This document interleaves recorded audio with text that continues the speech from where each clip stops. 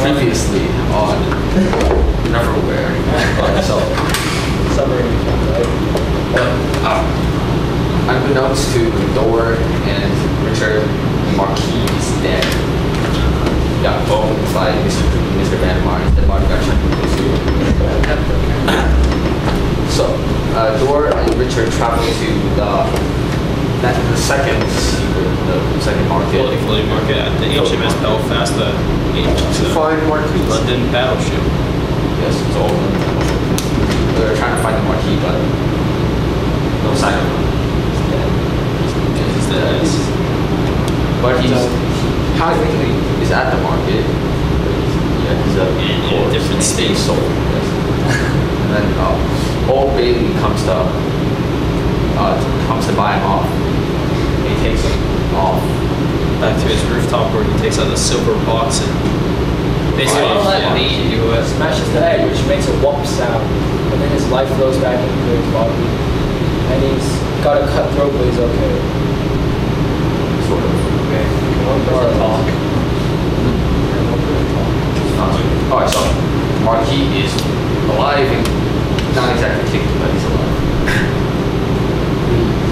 Reunites with Dor and Richard after the market finishes. So, they head down. Then they meet up with mysterious lady of the night, Romeo. comes from a tribe called the Dolphins. But she's hot. Yes. Really awesome. Yes, in a vampire. She's supposed to be. In a vampire is like this kind of way. And she offers to take them to down the street, which is located inside the house. And here is our first question. Why? Summary, rest of the summary. So they go to down the street, which is located inside a house.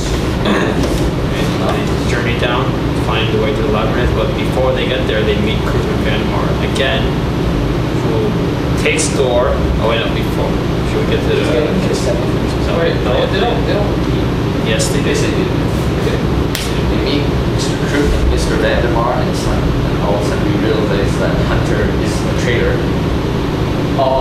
Betrayed. And sells out a door to obtain this spear that will supposedly kill the beast, which is this giant boar that has been living inside the labyrinth for God knows how long. It's grown massively into this big abomination. This big pig. Alright, so our first question is, why is Down the Street located inside a door? In a house. A house. Yeah. Why is Down the Street located inside a door? House. Yeah. Alright. Possible theories. Let's go around. Let's go around. I will. Steven, would you like to try to answer your own question? Sure.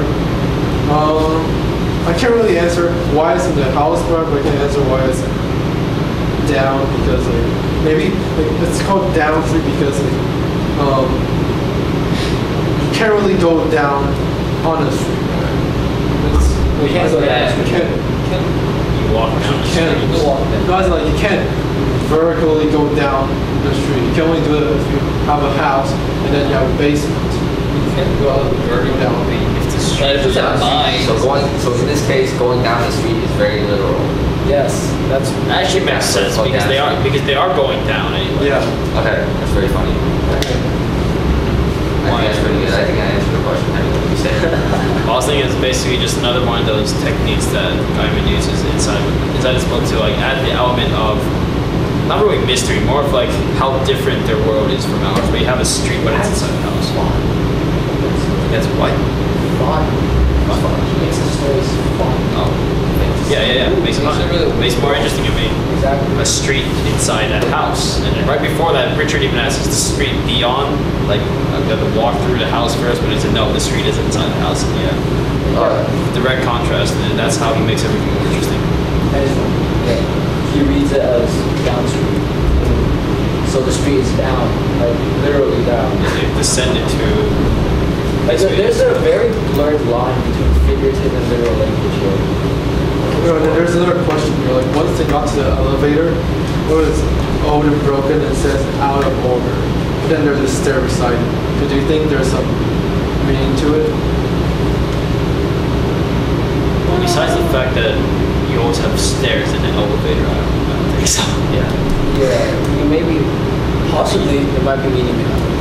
But personally, I think it's that. But the problem is that either way, they just take the elevator. Yeah. Bomb on you, anything to add? I don't really find. Alright, fine. I'll talk a bit more about Lamia then. Lamia is this. Is it Lamia? Lamia. Okay. Lamia is this.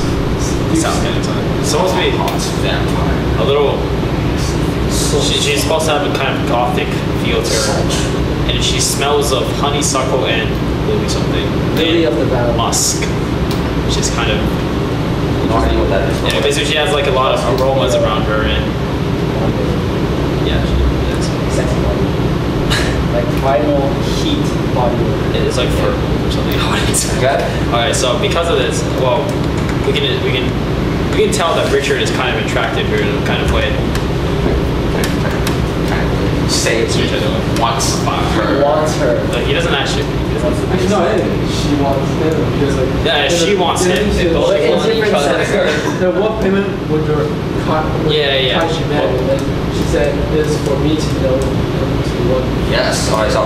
Basically, they meet her at the floating market at the HMS Belfast, which is a ship we established that. And over here, well, during this period when he first meets her again, he's actually met her a few times in the past already. And he asks her what she does, and she says that she's a guide to the underside, and she knows it better than anyone else. Basically, to get back to Islington, because the original way they went through the museum only works the first time for I don't know what reason.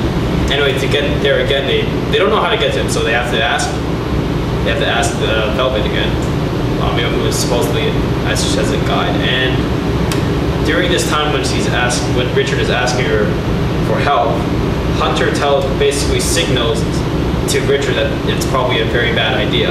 And then the Gaiman says here that normally, upon having received this signal, Richard would have just dropped the subject. But in this case, he carries on with the subject and says that instead of just completely getting rid of the option, take the question and ask Thor about it, ask whether they should ask Omni for help. Now, this change in kind of his feeling comes from having passed that ordeal. So is that kind of like is he overconfident now? Or is his confidence level just right? Because from what we know later on, which is Lamia tries to kill him, but drain the life out of him by kissing him. She wants his warmth.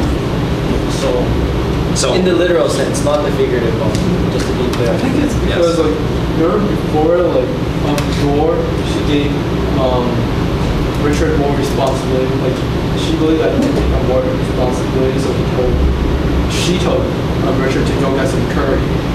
Maybe that kind of. Yes. He was so happy when he heard Yeah. that. So that He wrote it in capital letters too. I know. He was one of them. He would go. Get the curry, go get food as if it was like some great interesting time. Yeah. He kind of accepted as one. So he feels like he's part of it. This is when he really starts feeling like he's connected to London Below, which will reflect even later on in the novel. But then, isn't it sort of clouding his sense of judgment? That's my question here.